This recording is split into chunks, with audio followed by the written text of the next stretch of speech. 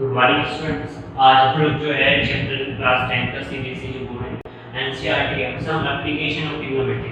किसी किसी बुक में इसमें हाइट एंड डिस्टेंस भी बोला गया है, एच एंड डी के फॉर्मेट में भी इसको बोला गया है। तो देखिए हम लोग अभी यहाँ डिस्कशन करेंगे। तो आज हम लोग बेसिक इंट्रोडक्शंस करेंगे कि angle of elevation, angle of depreciation क्या होते हैं, इसको हम लोग कैसे रिप्रेजेंट करते हैं, सारी चीजें हम लोग आज यहाँ पढ़ने वाले हैं। उससे पहले बहुत छोटे छोटे एग्जांपल्स लेने वाले हैं। मैं कहूँ कि मैंने क्या किया, एक मार्कर को यूं खड़ा किया और एक मार्कर को यूं खड़ा किया, राइट। अब मैंने कहा कि ये कोई टावर है जिसकी शैडो इतनी बड़ी आ रही है, राइट। इसका मतलब क्या हो गया, मैंने यहाँ कहा ये, राइट, और यहाँ पे इसकी शैडो है। इसका मतलब क्या हो गया, आपके पास जो लाइट है, लाइट जो है हमारे पास, उसका मोमेंट जो है वो इस तरफ है, इस तरह से तभी इसकी शैडो इस तरह से आ रही है। और जैसे जैसे हम लोग इसको ऊपर लेके जाएंगे, यहाँ से ऊपर लेके जाएंगे, तो ये शैडो कम होगी। आप लोग बहुत इजीली देखते हो, जैसे हम लोग कोई कार में बैठे रहते हैं और हमें नीचे की तरफ देखना होता है, तो हम क्या करते हैं, अपनी पलकों को थोड़ा सा झुकाते हैं, राइट। या कब हम लोग बाहर रोड पे खड़े होते हैं, किसी बिल्डिंग को देखते हैं और देखते हैं कि ये कितनी ऊंची, तो हमें क्या करना पड़ेगा, अपने हेड को थोड़ा सा सर को ऊपर की तरफ करेंगे तो आंखों को एकदम स्ट्रेट करेंगे। पर एग्जैक्टली स्ट्रेट नहीं करते, स्ट्रेट तो कर सकते हैं, जैसे मैं यहाँ खड़ा हूँ, मेरी ही लेवल पे कोई बिल्डिंग हो तो हम लोग इजीली स्ट्रेट कर सकते हैं। तो हमारे पास यहाँ दो चीजें आती हैं कि जब मैं हाइट पे होता हूँ और किसी चीज को देखता हूँ, या कोई चीज हाइट पे है जिसको मैं देखता हूँ, दो चीजें हो गई क्लियरली। जब मैं बेसमेंट में होता हूँ और मैं किसी हाइट पे किसी बिल्डिंग को देखता हूँ, दैट्स द फर्स्ट कंडीशन। अगर मैं ऊपर की तरफ किसी फ्लोर पे, छत पे, टावर पे होते हैं और हम नीचे की तरफ थे, दो कंडीशन हो गई। दो कंडीशंस के लिए दो डिफरेंट एंगल्स यूज आते हैं। एंगल्स डिफरेंट है लेकिन वैल्यू सेम होती है। वो भी मैं बताऊंगा कैसे। देखिए जैसे हम लोग ये मान लीजिए यहाँ है, हम लोग यहाँ खड़े हैं, ये हमारे पास आई है, राइट। हम क्या ऊपर की तरफ देखते हैं तो ये थीटा एंगल होता है, राइट। मान लीजिए थीटा 1, ये जो एंगल होता है उसको बोलते हैं एंगल ऑफ एलिवेशन। क्या बोलते हैं, एओई, एंगल ऑफ एलिवेशन। कब, जब हम जो है वो क्या कर रहे हैं, बेसमेंट में हैं और हम किसी टावर या बिल्डिंग को हम लोग देख रहे हैं, तो ये होता है एंगल ऑफ एलिवेशन। अब अगर इसका रेसिप्रोकल कर दो, इसका मतलब क्या, अपोजिट कर देते हैं। इस बार आई यहाँ पे और हम यहाँ देख रहे हैं, नीचे की तरफ देख रहे हैं, तो ये जो एंगल है इसके लिए हमें एक प्लेन बनाना पड़ेगा, ये प्लेन, और ये प्लेन है ये एंगल थीटा 2, ये होता है एंगल ऑफ डिप्रेशिएशन, राइट। तो एंगल ऑफ एलिवेशन और एंगल ऑफ डिप्रेशिएशन दो एंगल्स आ गए। अब देखिए इन एंगल्स में क्या है, जैसे मान लीजिए यहाँ इधर कंसीडर करते हैं, ये theta 1 right, angle of elevation, ये थीटा 2 एंगल ऑफ डिप्रेशिएशन, इसको मान कर लेते हैं एओई। अब देखो ये प्लेन आपस में हमेशा पैरेलल होंगे, पैरेलल ये 90 डिग्री पे, तो लो पैरेलल लाइंस के बीच में अल्टरनेट एंगल्स होते हैं, अल्टरनेट एंगल्स में तो थीटा 1 किससे आ जाएगा, थीटा 2 के इस तरफ। यानी इसका मतलब क्या हो गया, angle of elevation is equal to angle of depreciation. Clear, ये चीज बहुत इजीली आपको क्लियर समझ जानी चाहिए। इसके बाद जो हम पढ़ेंगे वो पढ़ेंगे different type of questions. Equations किस टाइप के पूछते हैं, हमें उसको कैसे सॉल्यूशन करना है, उसके लिए फिक्स फॉर्मेट्स है जो हमें फॉलो करने हैं कि अगर हमारे पास इस तरह से आ रहा है ये करना है, इस तरह से आ रहा है तो ये करना है। बेसिक इक्वेशंस फाइंड करना सीखेंगे हम, राइट। तो यहाँ तक आपको क्लियर, किसी को डाउट कंफ्यूजन लग रहा है कि एंगल ऑफ एलिवेशन क्या होता है, एंगल, इसमें बहुत सी चीजें हैं, इसमें भी बहुत सी चीजें टर्मिनोलॉजी को पढ़ाने के लिए कि लाइट के बारे में पढ़ाएंगे, फिर इस लाइन को क्या कहते हैं, तो ये हमारे लिए इंपॉर्टेंट है। हमारे इंपॉर्टेंट क्या है, इसी कांसेप्ट समझना कि कैसे एंगल ऑफ एलिवेशन जनरेट होता है, कैसे वो एंगल ऑफ डिप्रेशिएशन जनरेट होता है, कैसे हम उसकी वैल्यू फाइंड करते हैं उसके लिए। तो यहाँ देखिए बेसिक चीज मैं आपको बता दूं, जो सबसे ज्यादा काम आने वाला है वो हमारे पास sin 30, sin 45, sin 60 ये वैल्यूज। इसी तरह से cos 30, cos 45 और cos 60। इसी तरह से tan 30, tan 60 और tan 45। ये तीनों वैल्यूज जो है, ये 9 वैल्यूज हो गई। ये तो आपको अच्छे से आनी ही चाहिए इस चैप्टर के लिए। अगर ये नहीं आता तो आप इसको लर्न कर लें। sin 30 की वैल्यू हाफ होती है, राइट है, इसका मतलब cos 60 की वैल्यू भी हाफ होती है। sin 45 की वैल्यू 1/√2 होती है, तो cos 45 की वैल्यू भी 1/√2 होती है। sin 60 होता है आपका √3/2, तो sin cos 30 की वैल्यू भी कितनी होती है √3/2। अब आते हैं tan 30। tan 30 की वैल्यू होती है 1/√3, tan 60 की वैल्यू होती है √3 और tan 45 की वैल्यू होती है 1। कोड लग आएगा तो कोई प्रॉब्लम ही नहीं, आप 10 में कन्वर्ट कर लीजिएगा बहुत इजीली। तो ये वैल्यूज आपको बहुत ही अच्छे से याद होनी चाहिए, अच्छे से आपको लिमिट में होनी चाहिए। अगर आपको नहीं है तो आप इस चीज़ को लर्न कर लें कि हमें कैसे वैल्यूज को पुट करना है और कैसे सोल्व करना है। देखिए टाइप ऑफ क्वेश्चंस में हमारा जो फर्स्ट टाइप का क्वेश्चन है वो मैं आपको बता रहा हूँ किस टाइप का क्वेश्चन आने वाला है। फर्स्ट सबसे फर्स्ट टाइप का जो क्वेश्चन है वो आपका है tree based question. Tree based question. सब देखिए क्या करना है इस क्वेश्चन में मैं आपको बता देता हूँ। हम क्या करेंगे, ट्री को कंसीडर करेंगे। मान लीजिए ट्री है, राइट। अब ये क्या होगा, ये ट्री किसी जो एयर है उसका थोड़ा सा फ्लो जो स्पीड तेज हो गई तो ये ब्रेक हो जाएगा। ब्रेक होके ये इस तरह से इंक्लाइन हो जाएगा। अब आपको एक ही चीज समझनी है कि देखिए ये इतना पोर्शन जो ऊपर है वही तो इंक्लाइन है, इसका मतलब अगर आप इसको कुछ कंसीडर करेंगे, मान लीजिए इसको x कंसीडर किया तो आपका ये भी क्या होने वाला है, x ही होने वाला है, राइट। मैं कह रहा हूँ कि इसकी टोटल हाइट जो है वो कैपिटल H है, राइट। ये x है तो ये मैंने मान लीजिए y कंसीडर कर लिया। यहाँ मान लीजिए कोई एंगल थीटा रहेगा, एंगल ऑफ एलिवेशन एंगल। यहाँ पे बेस हमारे पास कुछ भी डिस्टेंस रहेगी y हो गया, तो मान लीजिए इसको a कंसीडर कर लेते हैं, ठीक। अब देखिए कैसे कैलकुलेट करना है हमें, वो चीजें बहुत ध्यान से। या थीटा कुछ भी हो, सबसे पहले हमें एक पर्टिकुलर वैल्यू लेनी है, या तो हमें x गिवन रहेगा या y गिवन रहेगा या a गिवन रहेगा। तीनों में से एक चीज और थीटा हमें हमेशा गिवन है। अगर ऐसा नहीं है तो फिर कोई और रिलेशंस होगा। तो ये चीजें हैं हमारे सिलेबस में, ये कि तीनों में से एक चीज हमें गिवन रहेगी, राइट। तो देखिए सबसे पहले थीटा मान लीजिए आप tan थीटा यूज करेंगे। सबसे पहले आपको tan थीटा यूज करना, perpendicular upon base. tan theta is equal to perpendicular मान आपका y आ गया और बेस आपका a आ गया। तो ये लगभग गिवन रहता है, ये वाला पोर्शन गिवन रहता है, तो y is equal to a tan theta. ये हमारा फर्स्ट इक्वेशन बनती है जिस इस तरह से आपको सोल्व करना है। अब आगे तो इसके बाद देखो बेस आपके पास है और हाइपोटेन्यूज। बेस और हाइपोटेन्यूज में cos देता है तो cos theta is equal to base upon hypotenuse. Base क्या है a और हाइपोटेन्यूज कितना है x, तो x की वैल्यू आ गई a अपॉन cos थीटा, यानी x is equal to a sec theta. बस अब आपको कैपिटल H निकालना है, तो कैपिटल H क्या होगा, x प्लस y प्लस आप x की वैल्यू पुट कर देंगे, y की वैल्यू पुट कर देंगे तो हमारे पास आ जाएगा। अब देखिए सेकंड टाइप का क्या है। Second type simple tower based question. Tower based question. देखिए क्या होता है ऐसे क्वेश्चन में, ऐसे क्वेश्चन ये दिया गया है कि एक टावर है जिसका एंगल ऑफ एलिवेशन थीटा बना हुआ है, राइट। उसकी यहां से डिस्टेंस हमारे पास मान लीजिए x है, तो आपको फाइंड करना है टावर की हाइट क्या होगी, y फाइंड करना है या x फाइंड करना है। तो बहुत सिंपल तरीके से आपको गिवन रहेगा। तो आपको एक चीज गिवन रहेगी, या तो हाइट गिवन रहेगी तो बेस पूछेगा, या बेस गिवन रहेगा तो हाइट पूछेगा। तो हमें बस सिर्फ एक रिलेशन जनरेट करना है इन दोनों के बीच में। देखिए कैसे जनरेट होगा, हमेशा हम लोग tan थीटा ही यूज करेंगे। tan theta is equal to perpendicular upon base. तो यहां देखिए y की वैल्यू क्या आ गई, x tan थीटा, राइट।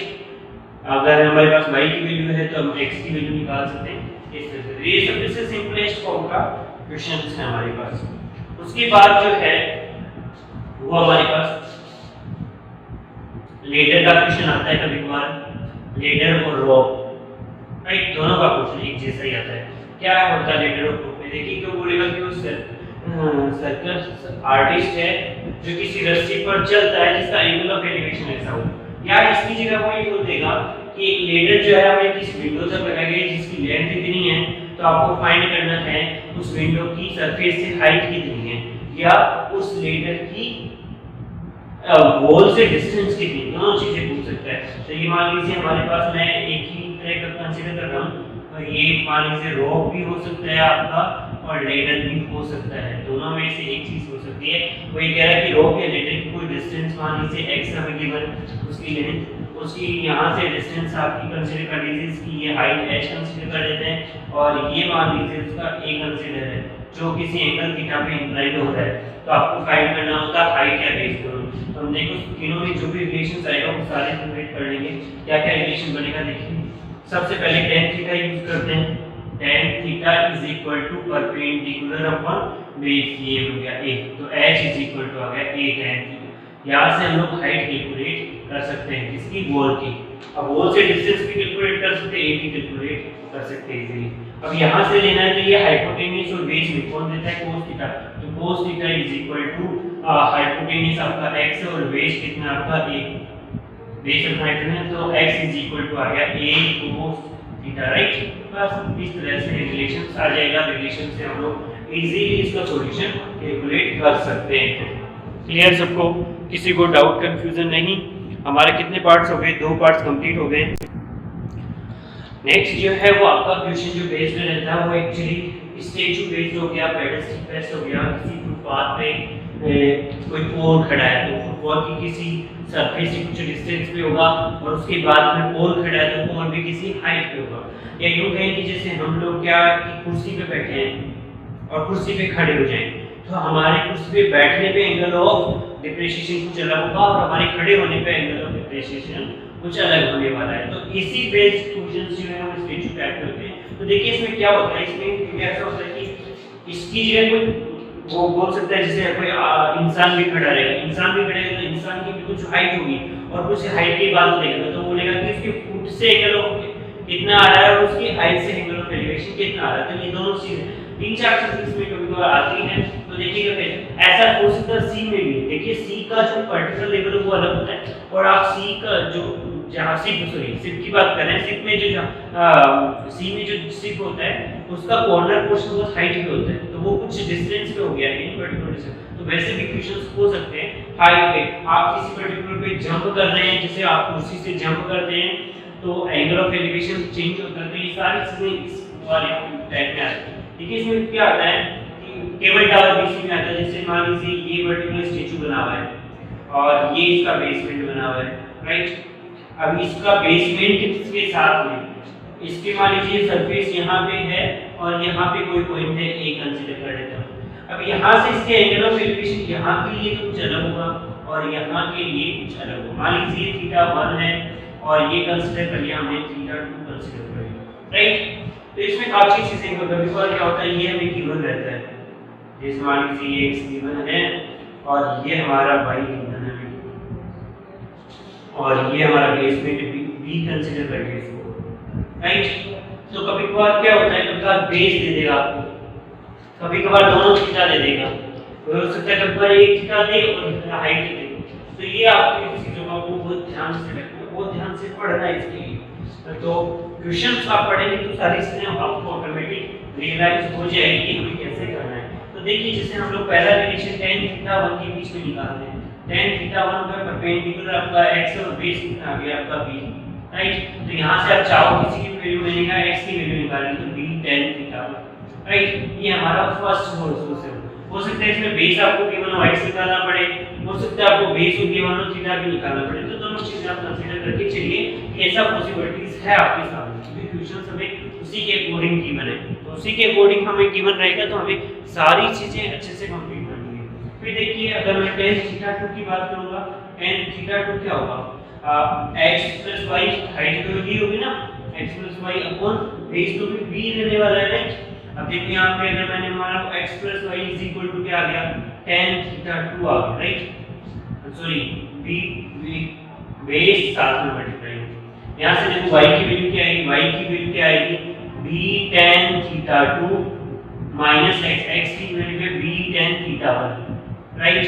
अब b को कॉमन आ गया तो y क्या आ गया b tan theta 2 minus tan theta 1 और ये हमारा ब्रैकेट हो गया। तो y की वैल्यू इस तरह से कैलकुलेट कर सकते हैं। कभी-कभार ऐसा भी होता है कि बताइए दोनों एंगल्स के बीच में क्या डिफरेंस है, तो वो आप निकाल सकते हैं। तो आपके पास थीटा 1 होगा, थीटा 2 होगा, तो आप इजीली कैलकुलेट कर सकते हैं। उसके बाद देखिए नेक्स्ट है वो पोल बेस्ड इक्वेशंस होते हैं। पोल बेस्ड इक्वेशन में क्या होता है कि आपको गिवन रहेगा कि दो पोल है जो डिफरेंट हाइट के सेम हाइट दोनों हो सकते हैं, देखिएगा मैं दोनों टाइप बता रहा हूँ यहाँ पे। ये हम लोग सेम हाइट के लिए कर रहे हैं, सेम हाइट, राइट। तो देखिए दो कोण में लिए सेम हाइट की, यहाँ से यहाँ तक के कोण भी, यहाँ के बीच में कुछ डिस्टेंस है। मान लीजिए यहाँ कोई पॉइंट है तो यहाँ इसका एंगल ऑफ एलिवेशन अलग होगा, इसका एंगल ऑफ एलिवेशन अलग होगा। हो सकता है आपको ये गिवन हो, जैसे मान लीजिए ये किसी क्वेश्चन में x गिवन रहेगा, ये आपने कंसीडर कर लिया x1, ये आपका हो गया क्या होगा x माइनस x1 डिस्टेंस हो जाएगी। ये आपने h कंसीडर कर लिया और ये वाला भी आपने h कंसीडर कर लिया, और ये हो गया आपका θ1 और ये आपका हो गया θ2। ये सभी क्वेश्चन तो वो क्या क्या पूछ सकते हैं इस क्वेश्चन में? सबसे पहले तो हाइट पूछ सकता है, बताइए दोनों जो सेम हाइट के कोण हैं उनकी हाइट क्या है। दूसरा हमें पूछ सकता है वो कौन सा पॉइंट है जिससे इसके यहाँ पे डिस्टेंस कुछ अलग है, यहाँ के डिस्टेंस कुछ अलग है। जैसे मान लीजिए ये 80 है, हो सकता है ये 20 को, ये 60 में, ये हो सकता है ये 40 में और 40 में भी। 40 में कब होगा जब ये θ1 θ2 होगा, इसका मतलब 45 डिग्री हो गया 60 डिग्री, तो वो तभी होगा जब दोनों थीटा इक्वल होंगे, तभी ये कंडीशन पॉसिबल है कि वो 50-50 में इसको डिस्ट्रीब्यूट करे, अदरवाइज कोई कंडीशन नहीं है। अदरवाइज आपको ध्यान ही रखना है कि हम जो कैलकुलेट कर रहे हैं वो कैसे होगा। देखिए यहाँ बहुत सिंपल सा लॉजिक लगाते हैं, तो हम लोग tan θ1 कंसीडर करते हैं, tan θ1 की वैल्यू क्या आ गई h/x1, राइट, ये हमारा फर्स्ट कंडीशन आ गई। और tan θ2 की वैल्यू क्या होगी, tan θ2 क्या आएगा आपका, देखिए tan θ2 आएगा हमारा h/x माइनस x1, राइट। यहाँ से देखिए हो सकता है यहाँ से आपको x1 की वैल्यू मिल जाए, या हो सकता है आप इसमें से हाइट को कैंसिल भी कर सकते हैं, तो वो आपका जैसा क्वेश्चन रहेगा उसके अकॉर्डिंग हम उसको करेंगे। अगर डिफरेंट हाइट होगा तो क्या होगा, डिफरेंट हाइट में ऐसी कंडीशन हो जाएगी, तो ये ऐसा हो जाएगा। कभी कभार ये हमें कैलकुलेट करना होता है, तो आप ध्यान रखिएगा, वो हम लोग क्वेश्चंस के अकॉर्डिंग जैसे जैसे होगा वो मैं जब क्वेश्चंस आपको करवाऊंगा तब बताऊंगा कि कैसे होता है। बस आप ध्यान रखिएगा ये हाइट आ जाएगी, तो हमारा कभी कभार ये थीटा कंसीडर रहता है, और यहाँ पे भी थीटा हमें कंसीडर θ2 θ1, तो हम लोग वही tan थीटा यूज करते हैं यहाँ के लिए। और tan एक बार हमने ये किसी भी जिसमान से ये x है और ये b है, अगर हमने यहाँ से tan θ1 निकाला, tan θ1 क्या हो गया x/b, अगर यहाँ से b यूज कर ले तो यही b यूज करना है। और tan θ2 क्या बनेगा, tan θ2 देखिए x + h कंसीडर कर लेते हैं इसको, ये बन गया x + h/b, ठीक है। इस तरह से हम लोग सॉल्व करते हैं। इसके बाद के 2-3 क्वेश्चन है वो मैं एक बार डिस्कशन कर लेता हूँ आप लोगों के साथ में। फिर देखिए इसके बाद एक काइट का क्वेश्चन आता है। काइट का ये दोनों कंसीडर में ध्यान रखिएगा, काइट एंड प्लेन दोनों ही कंसीडर होते हैं। क्या होता है देखिए, जैसे मान लीजिए हम लोग यहाँ पे कोई पर्टिकुलर है, हम यहाँ से देख रहे हैं, तो मान लीजिए काइट या फ्लाई होती है, राइट, या एरोप्लेन या फ्लाई होती है, इसका एंगल ऑफ एलिवेशन थीटा होता है। आफ्टर सम टाइम क्या होगा, ये मान लीजिए ये तो ऐसे चल रही है, चल रही है, और ये यहाँ पहुंचे, राइट, ये ए पॉइंट था, बी पॉइंट पे पहुंचे, बी पॉइंट पे पहुंच के इसका एंगल ऑफ एलिवेशन जो है वो चेंज हो जाता है, ये आपका θ2 हो गया, राइट। तो इसमें देखिए काफी क्वेश्चंस होते हैं, ये तो हमारा h हो गया, ये भी h होगा, ये हमने मान लिया x हो गया, और ये हमारे पास y हो गया, राइट। तो इसमें कभी बार क्या टाइम लिमिट गिवन रहता है, तो देखिए पहले tan θ1 लगाते हैं, tan θ1 क्या हो गया आपका h/x, एक रिलेशन यहाँ से h निकाल सकते हैं, मान लीजिए h निकाला, x tan θ1 हो गया। अब x हो सकता है आपके पास हो या नहीं, तो अब यहाँ जैसे tan θ2 क्या लगाएंगे, tan θ2 क्या लगाएंगे h/x + y, तो यहाँ से भी हम लोग h निकाल सकते हैं, h क्या हो गया x + y tan θ2, राइट। अब जो भी वैल्यू जिसके अकॉर्डिंग हमें गिवन रहेगी उसी के अकॉर्डिंग हम लोग सोल्व करेंगे। अब ला एक इंपॉर्टेंट क्वेश्चन फॉरवर्ड्स है एक रिफ्लेक्शन का, राइट, बाकी आप कर लेंगे आई थिंक, पर ये रिफ्लेक्शन क्या चल रही है देखिए क्या है कि जिस मान लीजिए आप ये सी लेवल है, अब बोर्ड ले तो बोर्ड कुछ हाइट, बोर्ड का ये पोर्शन कुछ हाइट पे होगा, यहाँ पे मान लीजिए किसी हाइट पे h, किसी हाइट x पे, राइट।